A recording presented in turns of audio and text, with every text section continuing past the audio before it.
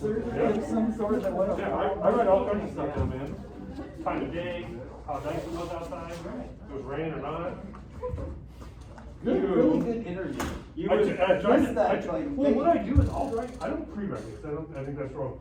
I write, when I walked up to him, I wrote my sample and my OPQRC, then I go back, S-A-M. Oh yeah, that's the way I do People will walk in with it already written out, I'm like, that's not really how that works. But I'll write it as I go. Or I write it on my glove. But that's how I remember. I remember sample, write it down, and then answer my questions. So you can call Farrell. Yeah. So a chair over here. So this is going to be a respiratory patient. Okay. 65-year-old male, sudden onset, short of breath, profound short of breath. So from the door, your tripod, you're going to be speaking in 1 or 2 sentences, probably breathing 30 or 40 times a minute. Okay. Actively work of breathing. Okay. Little bit of chest pain too. So when they ask you what's your complaint, well, shortness of breath and chest pain. Okay. Like 2 or 3 on the scale. Yeah. Okay. Enough where they're going to go down that path, Okay. as they should if someone's complaining of chest pain. But they're also facing significant sickness. So if you're in charge and you see that, what do you do? Why? Yeah, upgrade because they're breathing. Because active work of breathing and say, well, that's perfect. What else do you do right away? Put them on oxygen. Put them on oxygen right away. So from the door, you can be like, sick patient, conscious, airways intact, breathing is labored. This is an ALS patient, partner dude, throw them on the non-breather, go. Okay. And then get lung sounds early on that patient because that will steer you in the right direction. In this case, your lung sounds are rails or crackles, same thing. Okay. Your blood pressure is 200 over 110. Your heart rate's 130. So you're profoundly hypertensive, tachycardic. You're hypoxic on the pulse oximeter, so it'll be like 85%. And you have rails in all fields. What are you? Congestive heart failure. Textbook slam dunk congestive heart failure. Okay. They're going to call for ALS, oxygen, start their evaluation, go down the chest pain route as they should, as they continue their interview. Then you're going to become more and more labored breathing, conscious, but now insufficiently breathing on your own. So what do you need? You need a bag valve mask. So they're going to do seated assisting bag valve mask ventilations for a little bit until you go down into cardiac arrest. Okay. And you're actually going to be peri-arrest, so you're not going to be pulseless right away. But we'll see how they do with that. And then what were we doing that led up to this event? Sudden onset. Sudden onset, okay. No history, no allergies. They're going to consider giving aspirin because you have chest pain, because you're also blood pressure 200 over 110, so do you get aspirin? No. Correct. I gotta have my glass of wine.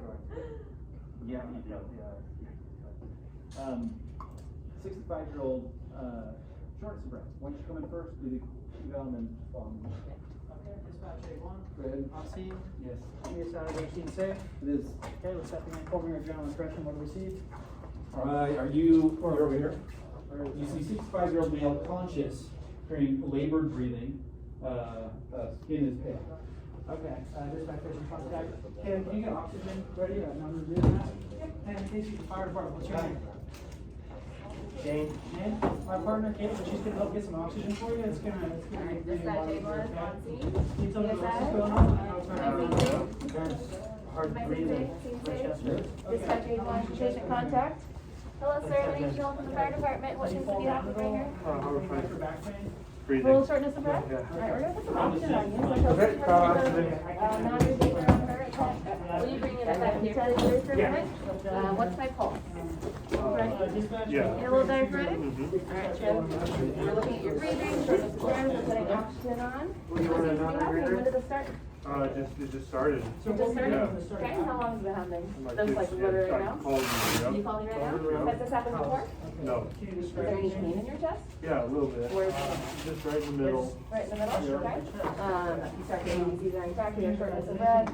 I don't think we'll call it ill yet, but, so it's right in the middle of the chest, does it radiate anywhere? Right here? Right? Okay. Scale of 1 to 10, how would you rate the shortness of breath? 2 or 3? Okay, so pretty minimal. And then, yeah, when did this start? This has never happened before and this just started. 200 So you're also, well, we're gonna call it our lesson because he's in the tripod position. With shortness of breath as well. And then this is Reese. He's one of my partners and he's gonna take your vital signs as well. Did you eat anything today? For lunch? Do you have any allergies to medication? Pulse 130. Are you on any medications right now? No. Thanks. Let me listen to your lungs actually. Please? Listen to your voice here. Alright, I'm gonna listen to your lungs sounds. I can have you sit up. Alright, you're gonna come under your shirt. That's okay. You're gonna come to your left side. It's gonna be a little chilly. And then you breathe in. And then exhale. Good. Good. Relax over here. And how you breathe in. Rails. And exhale. And then have go under the clavicle. Breathe in.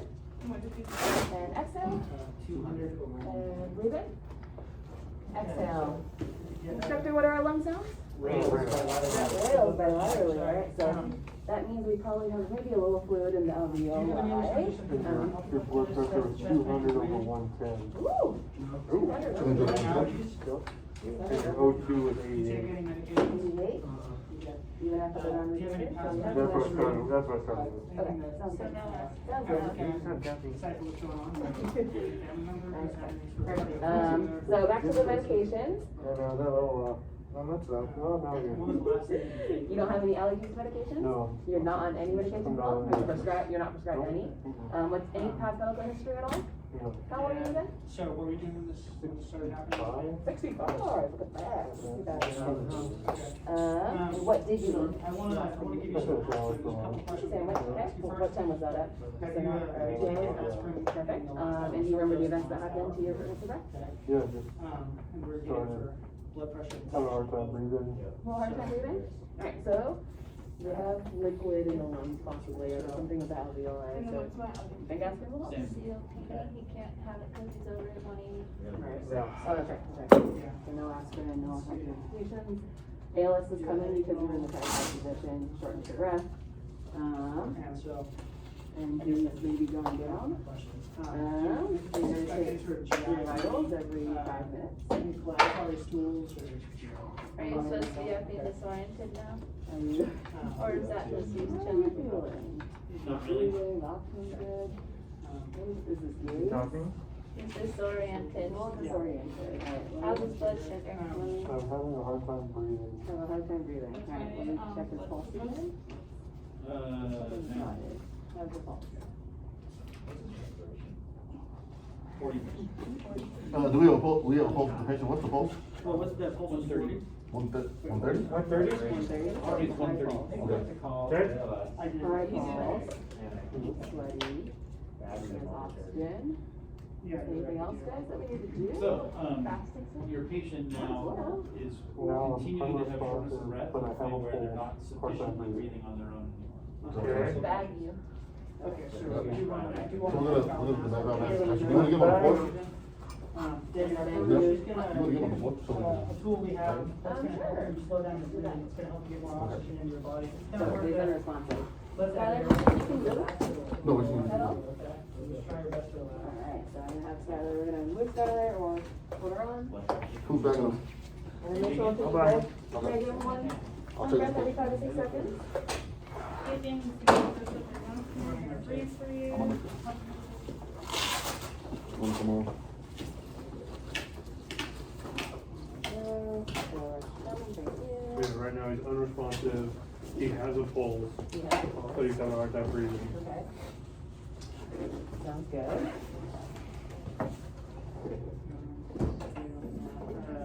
One breath every 5 to 6 sections. Make sure you chin lift until Come here. Patient now kind of nods off, becomes unconscious. Okay, we'll get this patient, can you grab his arm? Unconscious. You're gonna check the pulse? We're gonna get him on the ground here, okay? Can you grab that leg and for me? Our patient is unconscious? Yes. On the ground, let's go. On three, With the one, pulse? 2, 3. Let's start. They're so conscious with the wolf. And then on the ground again. They're unconscious. Sorry, we gotta go down the pole. Straight down. Scoot over here. So I don't know what he's. Shake the shaft, again, see any Unconscious. Okay, carotid pulse, Yeah. breathing, good pulse, okay. So let's finish up with that blood pressure then. Do we have breathing? Agonally breathing. Some pink frothy sputum in the airway. Let's get the stuff to get out. There's no trauma, we can actually.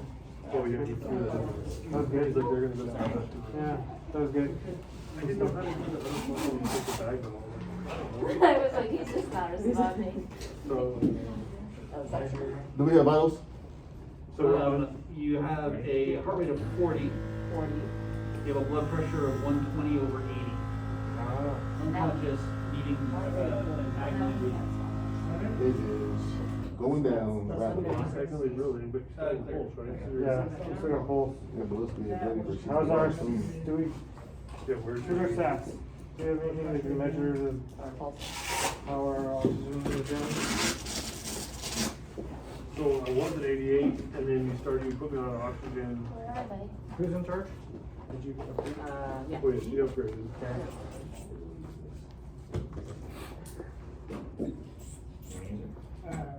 Yeah, let's use it in this one. Here, I wonder what else we can do. That's it, you need for it. The brief on, what's the LH? Yeah, let's get a world So, review. let me check this pulse.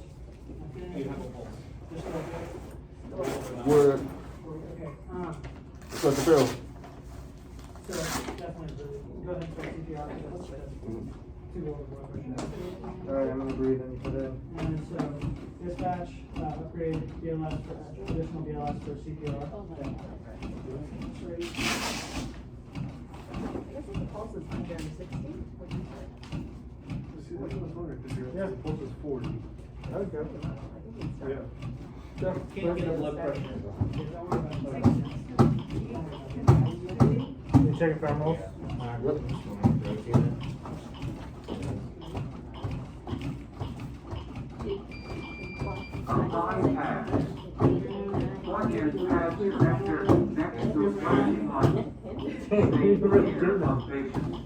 Clear. Welcome.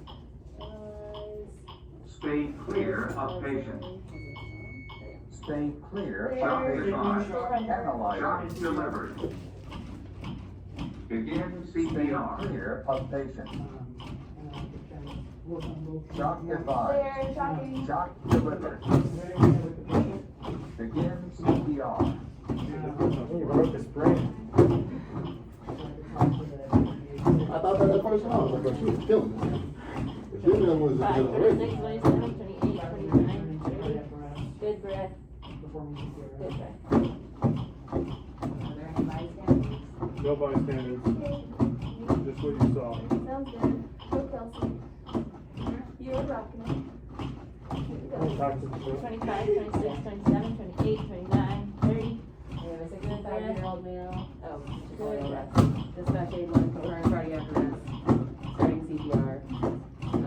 Pulse was at 40, so under 60.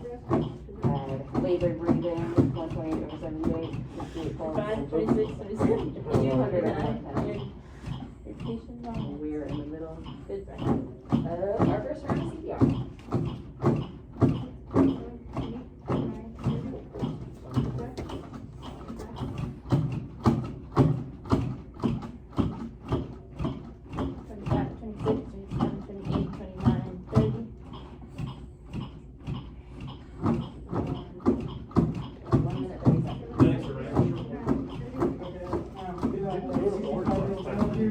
It was green the whole time, going into it. I thought that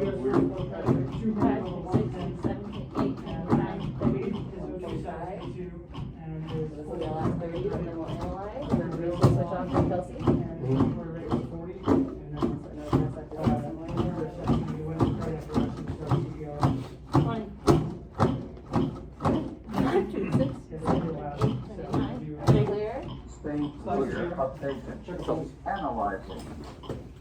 Stop CPR. Stay clear of begin CPR. Stop, check the pulse. Farrell. Begin Do we have a pulse? CPR. Do they have a pulse? No Do pulse. we have a pulse? It says. We do have a pulse. Yeah. Alright, keep breathing. Yeah, she really- I said, yeah. So nice. Well, he had a pulse, well, not anymore. The 40, not being able to blood pressure is the answer. Oh, yeah. I don't. If your blood pressure goes down, I you're don't care if you go below on 60. Yeah, I don't care. It happens. Actually, a lot of times, 87. But if you're in a peri-arrest state like this, unconscious, and you can't get a blood pressure, So, Janelle. do CPR. Perfect, that's right. So his big What is your differential diagnosis? Remember how I was sitting here with chest pain, you're like, What's ailing you? and you're like, wait a minute, Yeah. just go. So it's chest pain.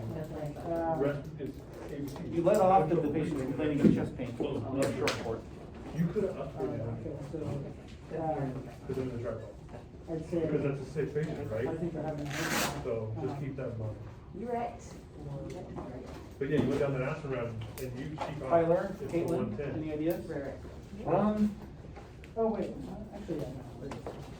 I think the high blood pressure. Can you get the changes so I don't start to go? It's not perfect stuff. No. Yeah, I want Would that be? With those numbers, could that, Take off this pollution. is that pneumonia? Oh, it's fluid. How did you guys do? Oh, it could be CHF. I thought you did good. I thought you did good. You know what, you called for ALS, you got oxygen right away, you got lung sounds right away. Your differential is a mystery, and we'll work on that. How'd you guys do? They were really good. They went down that aspirin route like you thought, but they caught it because of the blood pressure. Great, So she's like, never mind, we're not doing aspirin. perfect, as you should. Stable language. What's your differential diagnosis? This is no history. Well, it was rails. Correct. And breath sounds, which is something in alveoli, like fluid. COPD or CHF? COPD. No, not COPD. No, CHF? That's raunchy. Now you're just throwing out stuff. Pulmonary. Okay, let's have a discussion. You guys clean up. That's the hardest part. You tell us Just what mark you it on the know. list. And in reality, like, you know, it's with experience and you know, some education, you guys will be able to do differential diagnosis. It'll be easier for you. But in reality, does that matter for you? No. Just life You're threats. doing what you need to do to maintain ABCs and get ALS coming. And if you do those things well, and you think it's COPD instead of CHF, instead of asthma, instead of anaphylaxis, I'm not super concerned because you're managing those ABCs. This is a textbook CHF exacerbation patient, congestive heart failure patients. They're classic because they are short of breath with rails. If you're short of breath and you have rails, fluid, crackles, it's all the same thing. That's right there pointing you towards congestive heart failure. As opposed to COPD, they are also short of breath, but what is their lung sound? No. Wheezing. If it's a wheeze, you're going down the route of COPD asthma. If it's fluid, you're going down or rails, or crackles, all the same thing, you're going down CHF. It could also be pneumonia, right? Instead of actual fluid in there, it could be infection that you're hearing. But this patient is also profoundly hypertensive and tachycardic and hypoxic. Those are all classic signs of congestive heart failure, CHF, pulmonary edema. What do you do differently? Not a whole lot, right? You're going to apply oxygen immediately. You're going to get ALS coming. You're going to do your workup. You went down pretty, you know, did you actually give aspirin? No, Why? his blood pressure was too high. Okay, good. I didn't hear you actually veto that in the last minute. I thought you were almost there to give it, and then you saw that. So that's good. That was a trap. The patient required, did you guys do some bag valve mask ventilations? It's one of those things in EMT class, you can be like, oh yeah, I'm doing some bag valve mask, ventilations on this patient while they're seated and awake. In reality, if we have a sick patient, I'm like, let's do that skill, go ahead, you'll probably screw it up. Just because it requires tons of experience. Where's that BDM? Can you give me a BDM? To get that right. So the congestive heart failure patient is drowning. There's fluid in their lungs, and they're trying hard to breathe with a very limited amount of space where air could move. So when they're getting really tired, there's going to be a point where they can't do it at all anymore on their own. And if you just sit there and watch them, they will go, right? But you could intervene at the appropriate time, start hyperventilating. That's too fast. That's too slow. There we go. And when you're doing this skill, you're going to have to match their ventilations and then apply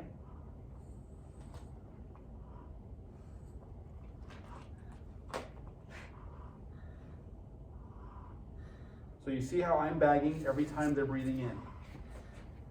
And you get behind them, and when the moment is right and you're perfectly synchronized,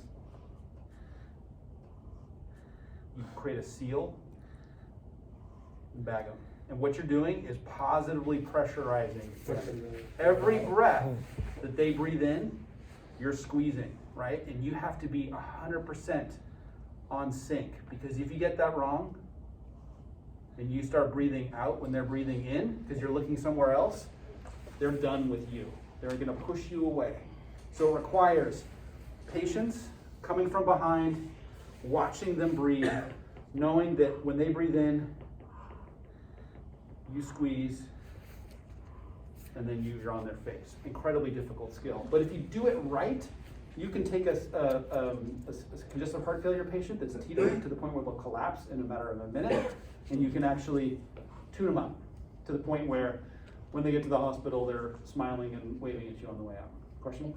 Yeah. With COPD patients, isn't the issue they can't get the air out? Yes. So if this is a COPD patient, you're totally right. They're bronchospastic. They can't breathe out. They breathe in and they go, whoo. They have a prolonged expiratory phase. They cannot breathe out enough. How does this help them? It expands it bigger than it would? No, it actually hurts them because they are trying to breathe out. Yeah. And you're This breathing is in. only good at breathing in. Right. So they're like, I don't need more in. I got the in part. I just don't have the out part. So these COPDers where you're trying to do this, wheezy lung sounds where you're trying to do this seated thing, ain't gonna work. They're not gonna like it. If anything, you're gonna be hyperinflating them. They're gonna push you away, being like, give me a chance to exhale because I can't. Whereas the CHFer with rails, you'll be able to be like, this is the tool that can turn them around, right? So you're gonna use this one early on the CHF, rails, crackles, fluid, pulmonary edema, all the same thing, patient. On the COPD, wheeze patient, probably not. Questions? And then that pulse of 40, is that? So, when someone dies, like this patient, they're initially tachycardic and hypertensive. And as they go downhill, up until the point where they're asystole, they are going to have a cardiovascular collapse, which means their heart rate is going to go blah, blah, blah, blah. So if you have somebody with a heart rate of 130, and then you turn around and their heart rate's 70, that's a bad trend. Because you know what, the next time you peek at it, it's probably going to be 50, and then it's probably going to be 20. So that's how they die. So if you have somebody that collapses on you, and they're not quite pulseless, know that they're probably right on the verge of that. And so if you go in there and be like, I got a pulse, I'm good, and you start doing other things and then waiting a couple minutes before you recheck, you probably need to have somebody on that pulse the whole time. And just know you're trending poorly on that. Pink frothy sputum, what's that? What is it? Infection? Is it infected? The fluid. Yeah, it's a It's fluid. not infection. It is the fluid that you're hearing, usually here, that's now up, out. So Most times it's totally pink froth, full. it's blood, right? What's that? Most times the pink froth is blood in it. It's tinged that from blood. So it's essentially plasma from your blood that's crossed the capillary barrier, gone into your alveoli, and it's, you know, it's fluid, so it's blood fluid, a little bit of blood that makes it through, and it, you know, it gets all frothy in there because your alveoli are really small, and it sort of gets frothed up, and then it comes up and out. So if you see somebody with pink frothy sputum and they're short of breath, that's fulminant pulmonary edema, that's called, and that's a sign of bad juju. Right? They're so full of fluid that it's out their trachea. Good? Okay, let's put it together and do it on. And still smell.